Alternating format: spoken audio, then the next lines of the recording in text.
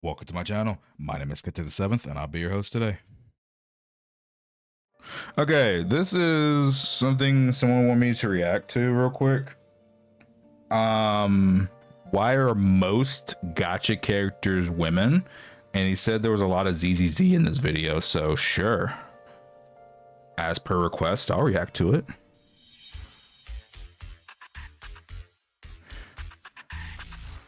About a year ago, I had made a video on the sexualization of female characters in games, and ever since that day, I couldn't shake the thought that I had more to say on that subject. Now, I can't in good conscience recommend that video to anybody since the audio quality makes me physically cringe, but I can bring back another adjacent topic of discussion that I find overall quite interesting. The spark that inspired me to create this video was as follows. Whenever I'm not playing either Night Rain or the most evil game ever made, I spend my time on gachas. The one I've been enjoying the most as of late is none other than ZZZ, which incidentally was a topic of my previous video. But you see, there was a bit of an occurrence in that game that rubbed me the wrong way. As of the writing of this video, we are wrapping up version 2.2. In the next version, we will see the introduction of two new characters, Lucia and Yidari, as well as the reruns of Jufufu and Vivian. All of these are S-rank characters, the highest rarity of character in the game, and overall the ones people actually want to pull. Now, here's the thing. I lied. There aren't two new characters, there are three of them. Along with the two ladies, there's also Komano Manato, this buff and buff man with a heart of gold whom I couldn't help but feel quite invested in as I played the story. I was really looking forward to when he'd become a playable character, but when the news of his release came out, he was announced as an A rank, the lower, overall weaker rarity of character that you'll most likely not be looking forward to pulling. Oh god, yeah, so many people got so, oh no. So many people got so upset because of it, bro. Yeah, people got so upset. Mind you that this is the first male character they'll be releasing in the game after releasing 6 female S-ranks back to back. And well, this got me thinking about that's crazy. Quiet, but obvious aspect that permeates all of gacha gaming.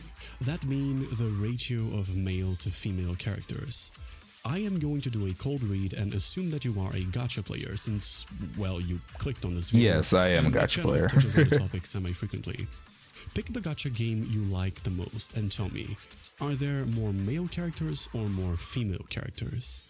You don't have to answer, I know it's female, unless you play Love in Deep Space, in which case, congrats, you're a point outside the curve, but that doesn't invalidate the premise of this video. The stuff that I'll be saying applies to you as well.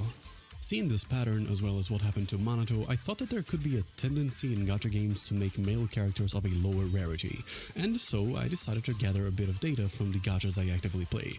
And seeing it all plotted in graphs is rather fascinating. Let me show you by starting with Genshin. There is a total of 69 women, 38 of whom are 5 stars, and 35 men, 19 of whom are 5 stars. I mean, yeah, there's way more women, but the ratio is not that bad. It's just there's just way less women. Not women, men. But like in terms of like S rank to A ranks in terms of the genders, it's not that bad. 8 of whom are 5 stars, and 35 men, 19 of whom are 5 stars. Overall, 54.3% of males are 5 stars, while 55.1% of females are 5 stars. Next up we have Star Whale, with 48 females, 32 of whom are 5 stars, and 25 males, 18 of whom are 5 stars. Here it's quite interesting because this game has the greatest ratio of 5 stars to 4 stars. Oh wow, 72. 72% of them being 5 stars. That's an evil number. This proportion is higher than that of the females, who only have 2/3 of their characters being 5 stars. Next we have Wuthering Waves, a game that I just recently started to play frequently. There are 28 females, 20 of whom are 5 stars, and 8 males. Oh my god! 5 of whom are 5 stars. So essentially, 62.5% of the men are 5 stars, while 71.5% it's still a decent ratio. Like in terms of like the S rank to A rank ratio, it's still decent, but there's just so few men. So far, this one has the greatest difference in proportion between the genders, but as we'll see, Wuwa isn't the greatest offender of. Wait, Wuwa isn't the greatest offender? Wait, he hasn't talked about ZZZ yet. ZZZ has the most egregious example of them all. There are 29 women, 22 of whom are S rank, and 9 men, 4 of whom are S rank. Here you can very clearly see that they tend to make male characters A ranks more often than S ranks, with currently 44.4% of the males being S rank and 75.8% of the females being S rank. Just a little tangent, my sister pointed out something about zzzero I thought was really funny. Basically, all the girls fall into 2 categories, Lara Croft and Maid. Lara Croft and Maid? Caesar, Lara Croft. Alice, Maid. Yishuan, Lara Croft. Vivian, Maid. Despite looking like a maid, Ellen Jo is actually a Lara Croft. Have fun sleeping on that one. Lastly, I also... Looking like a maid, Ellen Jo is actually a Lara Croft. I guess he's right, if you think about it. No, he's actually right. Yeah, personality-wise, he's actually right. He's not talking about looks, he's talking about, like, personality. Lastly, I also did Arknights, and in case you're wondering, I got all the data by manually inputting every single character's gender and rarity for all the games into a bunch of Excel spreadsheets. Please like the video. Arknights is different because it has a bunch of different rarities, but realistically the ones that really matter are 4, 5, and 6 stars, since they are the ones that are constantly getting new characters. Well, I did an additional graph for this one. This one on the left shows the rarity count for each gender, and this one on the right shows something that I'm calling absolute rarity between genders. Absolute rarity basically just divides the rarities between 6 stars and the rest, because realistically when you go to a banner, you'll most likely be gunning for the 6 star. Anyway, in both cases, we can very unsurprisingly see that there are more females than males, but the proportions of rarity between each gender are roughly equal. There are 79 men, 26 of whom are 6 stars, and 271 women, 91 of whom are 6 stars. Out of the 4 stars, roughly 19.6% are males and 80.4% are females. Damn, Arknights has a lot of characters. I was just stunned by how many characters they have. 76.3% are female, and out of the 6 stars, Holy shit. 23.3% are male and 77.7% are female. The ratios, once again, are roughly equal, but we can see that women outnumber men in Arknights in a ratio of over 3 to 1. If you thought this was insane, wait till you hear about Nikkei. Overall, here are the percentages of rarities between each gender for each game. And I gotta say that after putting all this data into this final table, I am quite surprised. Most of the table is self-explanatory, but this cell labeled high rarity dominance tells whether the game has a greater percentage of male or female characters being high rarity. Even though indeed there is a tendency to make male characters be of a lower rarity, it is only really noticeable in zzzero. Even though all games except for Star Rail tend to have a higher proportional amount of low rarity males, the results are close enough that it's okay to call them balanced, as the release of like 2 or 3 new characters would be enough to shift the balance. Except for Arknights, which might need a little more on account of just how many operators the game has.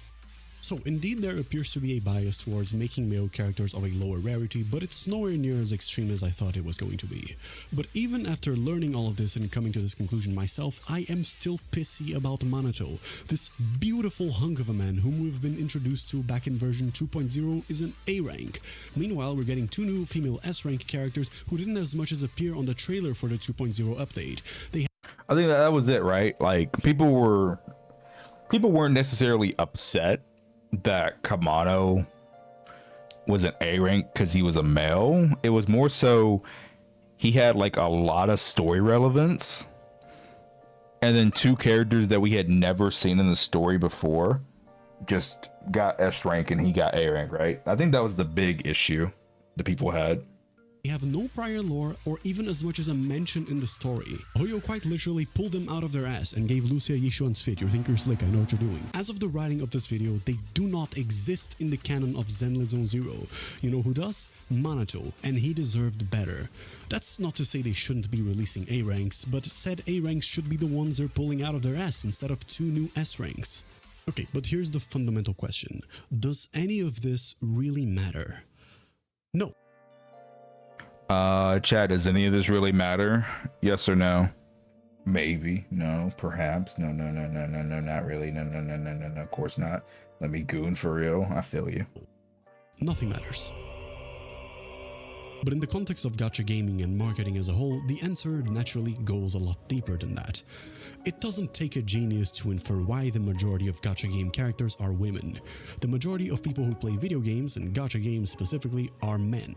The majority of men are heterosexual. Therefore, in a game where you want to sell characters, you will make more money if you primarily advertise female characters. This isn't a secret. You can see that the banners containing male characters will in general sell less than the one containing female characters, whereas in a game where you don't sell characters, it doesn't actually matter whether the characters are male or female, as that aspect doesn't factor into the marketing, and consequently the roster will have a much more even distribution.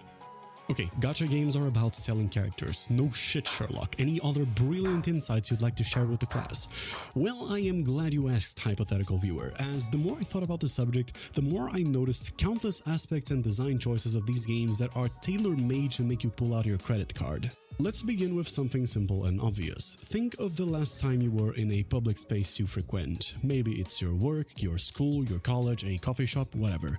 Think of the people with whom you normally see and interact with. I am going to make the assumption that they are relatively varied. There's tall people, short people, skinny, overweight, pretty, ugly, diverse ethnicities, sexual orientations, and gender identities. The works. Now, I'd like you to pick your favorite gacha game character and let me know if my code read is right. If they are male, they will probably be tall, have a lean build, and they may or may not be packing a bit of muscle. And if they're female, they will probably be skinny, and they might be, well endowed. I am going to assume that the color of their skin is white and that they are, without a shadow of a doubt, conventionally attractive. To the people who choose someone like Jensen, congratulations, you won my little mind game. Don't feel bad if my assumptions are correct. I was deliberately casting a wide net, the same wide net that the developers of these games try to cast. Literally, all my favorite characters from each gacha I play fall into these buckets.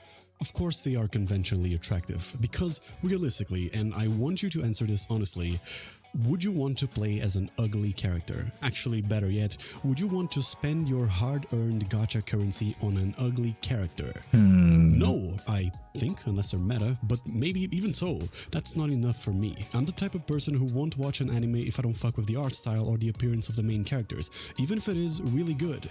Does that make me superficial? Yes, but I was about to say true, yes. and I'm going to assume that you probably do this as well to an extent, and believe me when I tell you that there's nothing wrong with it. Not even getting into personality and all that jazz, the characters you like were designed by a professional team of artists, animators, and 3D modelers to look extremely appealing so that they can sell that character to you. Do you see this woman? This is Ayuno from Wuthering Waves, and honest to God...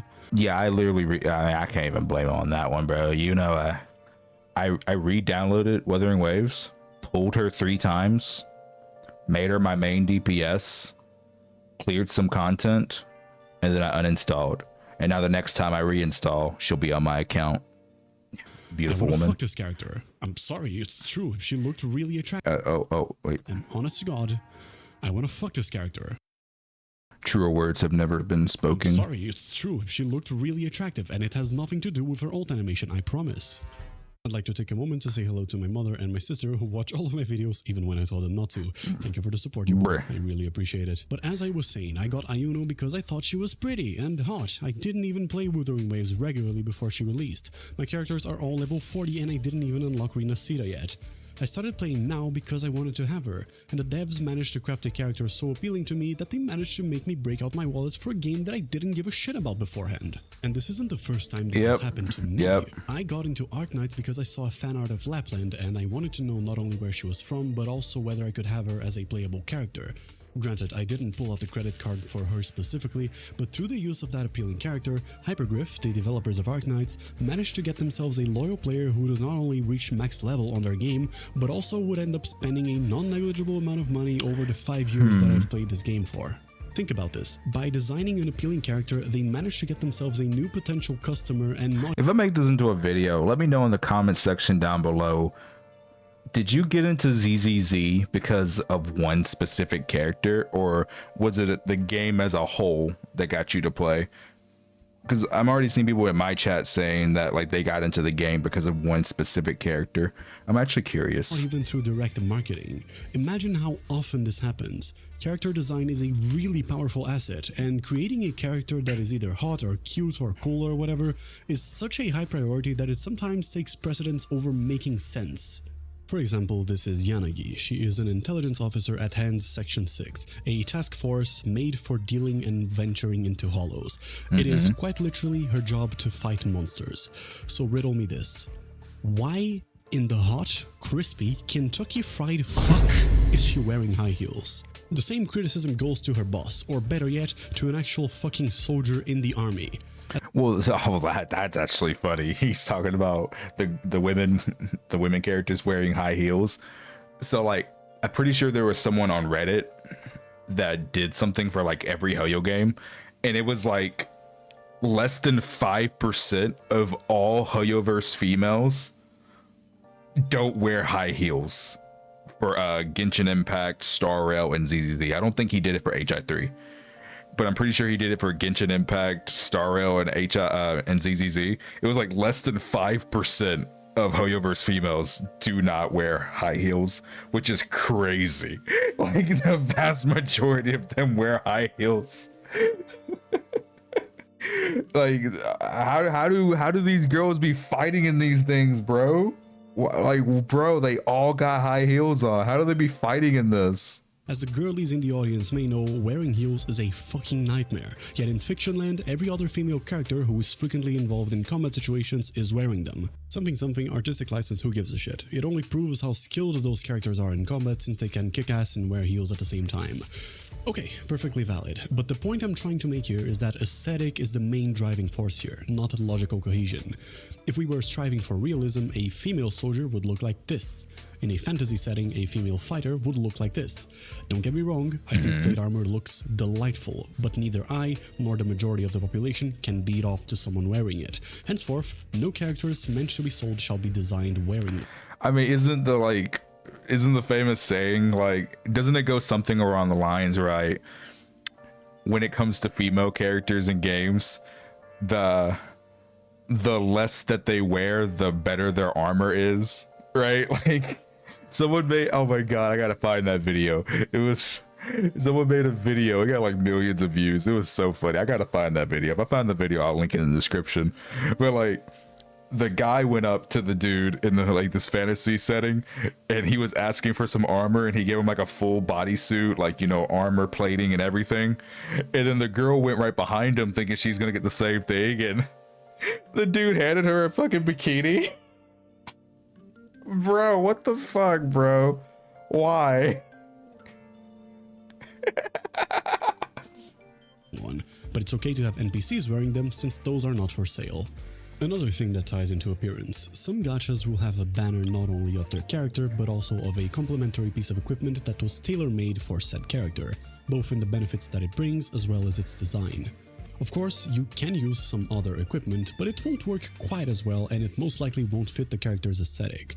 The example I often go to is Arlecchino from Genshin, whose signature weapon has a unique effect that applies only to her and that turns her spear into a scythe. Yeah, that's sure, cool you can use other spears on her, but the effect is so ugly it's borderline cognito-hazardous. The devs won. They made me spend my primos on something I didn't need because it looked cool, and as a consequence I got 2 copies of a weapon for a character that I didn't have nor am I interested in getting.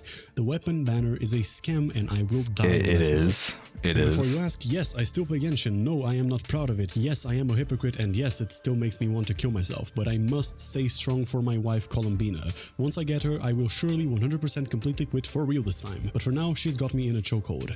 Just kidding, she doesn't, but god, I wish she did. As you may have already guessed, drawing your attention to a character goes beyond just making them look pretty. Naturally, each and every single one of them is also carefully designed to have a personality that is either appealing, interesting, or both. For real, I have caught myself gushing at a character more than once when playing these games, and I got that reaction out of me because along with the artists, animators, and modelers, there is also a team of professional writers whose job is to fine-tune the personality of each character to make them appealing to the player. Not only that, but they will often also go a step beyond and make some of the playable characters have a vague crush on the often player insert protagonist. Look, off the top of my head, there's a Kaching, Ayaka, Nilo, Farina, Sitlali. Did he say vague crush? What the fuck is vague about Vivian? What the fuck is vague about Vivian? Vivian wants to take both Belle and Wise. She would tie Wise to a chair. Fuck the shit out of Belle. Then when she's done with Belle, tie Belle up, throw Wise's ass on the bed, fuck the shit out of Wise, and then just keep doing it back and forth. All right, like what the f? Yang Yang, Firefly, Castoris, Miyabi, Alice, and Vivian, whose crush is anything but subtle. They do this not only because it's he did talk about Vivian, nice. On you, but also because in general people are susceptible to something called reciprocal attraction, which is a phenomenon where if someone is shown to have feelings for you, you are more likely to end up having feelings for them. But it goes beyond that.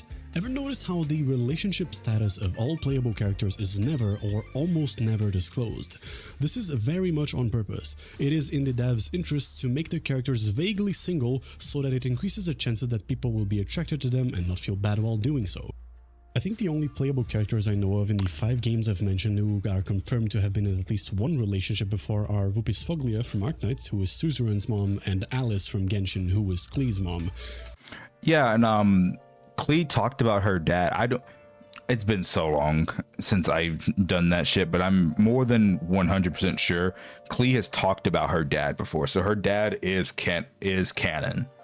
So yeah, yeah, he's right. Alice did have a relationship. And brother, I hope to God that Hoyo won't pull some bullshit out of their ass to say that Klee was created by magic, just so that it can be implied that Alice is single and potentially still a virgin, because after all, it is totally believable that this supermodel, who is a confirmed mom and at least 500 years old, has never had sex in her life. But yeah, women sure do sell well, and an interesting consequence of this is that in pretty much all these games where you have an abundance of female characters, you will inevitably find a lot of women taking empowering roles. Naturally, when you're writing a story, there will be characters who will need to fit within a leadership role, and when the majority of said characters are female, of course there are bound to be a lot of women in positions of power. This is interesting to see because it is a sort of empowerment that is fundamentally born from an objectification. The devs need to sell the audience female characters. Sometimes that character is a goddess, or a badass warrior, or a genius. And it is refreshing to see these characters act femininely and be in positions of power because it goes to show that you don't have to be macho to take a leadership role. But as with many other aspects, this is born not from a genuine attempt to write powerful and feminine female characters, but because women who present themselves as more feminine will generally sell better than those who present themselves as more masculine. Just to prove this point, I'd like you to think of 5...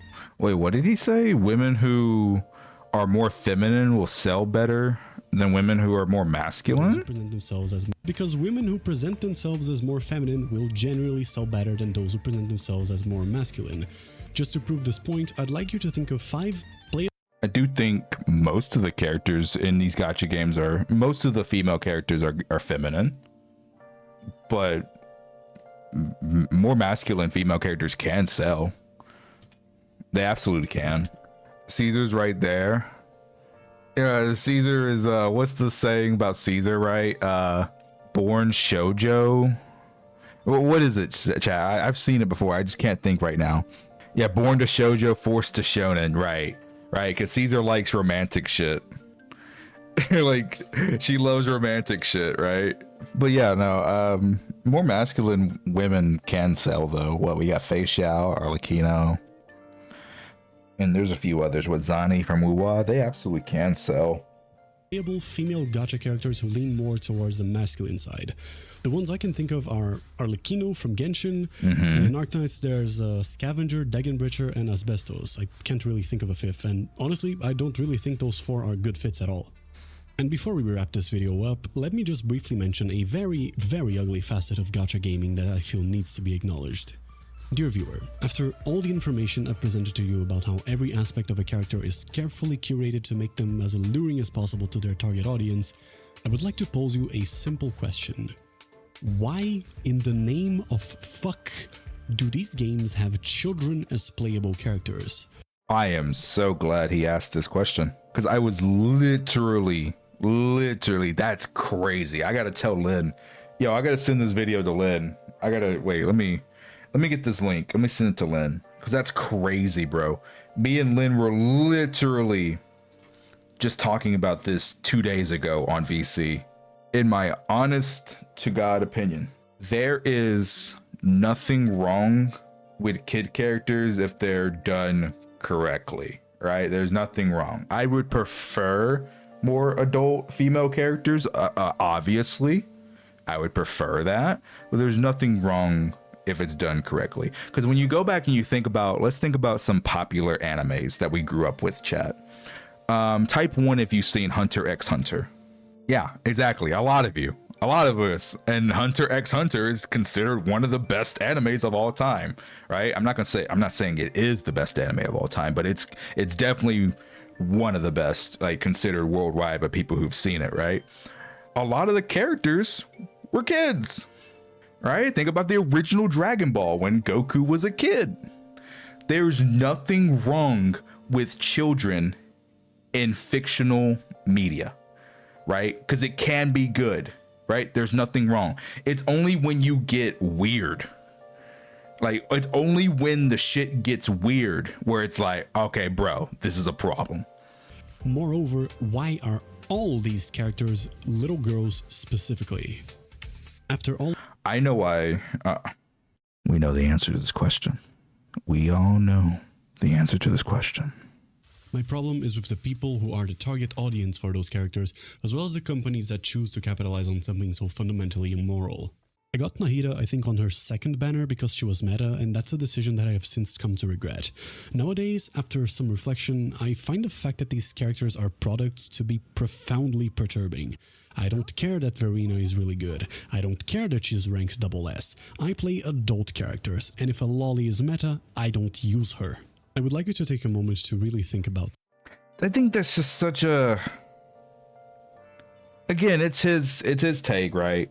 I just... Personally, I just can't think like that when I play a video game, bro. I don't know. I'm just different. Again, like, I choose fun over anything else.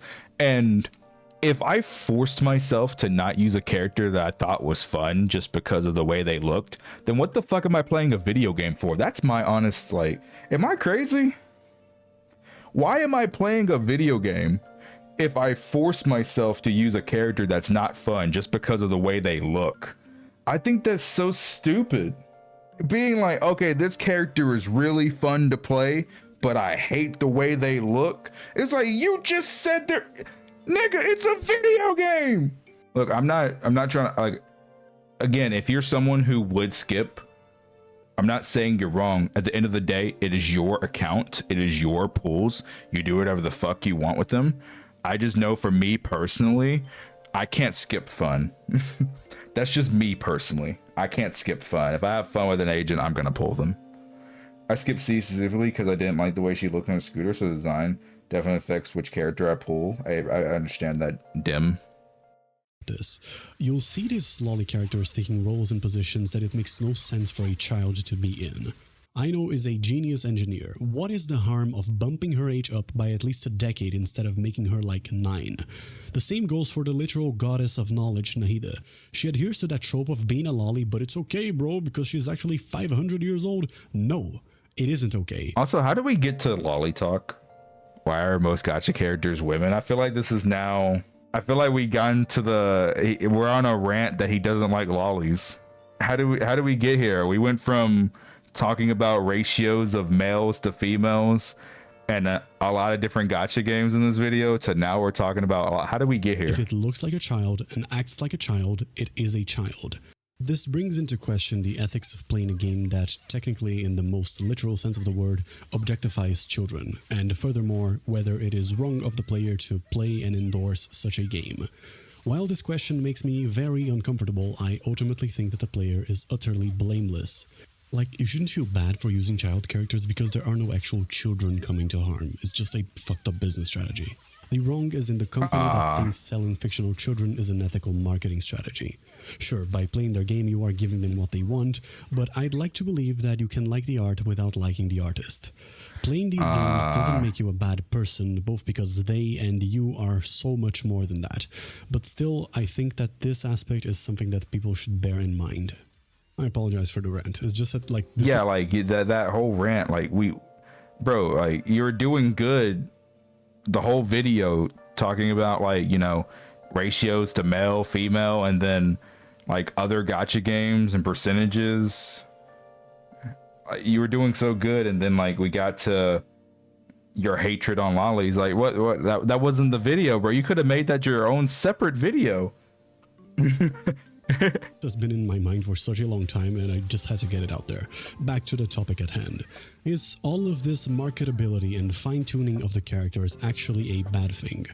Well, it depends. If you're just now becoming aware of the intrinsic objectification that permeates all of gacha gaming, including Love and Deep Space, you may never be able to look at these games the same way again. But there are other people like me who will look at it and say, yeah, it kinda sucks that so many aspects of these vibrant characters were spawned from cold, deliberate decisions in the name of profit. But honestly, I don't really give a shit, because these characters and games are still fun and meaningful to me. For starters, these games are free. You don't actually have to spend a single penny on them if you don't want to. Moreover, even if the characters are made to make money, it's not like there isn't a genuine passion behind them. As I mentioned before in this channel, Farina is my favorite fictional character ever precisely because of how well written she is, and it's not like she's an outlier. The main thing that games are supposed to be is fun. That's how, you know, they ensure that the players keep playing it. And guess what? All these games that I've mentioned here, as well as many other gachas that use this business... Wait, I just realized something. Yo, chat, am I crazy? I could have swore to God he literally said he doesn't care how meta or how good the short characters are in any gacha game. He refuses to use them. He's been using Fufu this entire fucking video. This model are only being played in the first place because they are fun, because their story is intriguing, or their gameplay is addictive, or whatever other reason you can think of.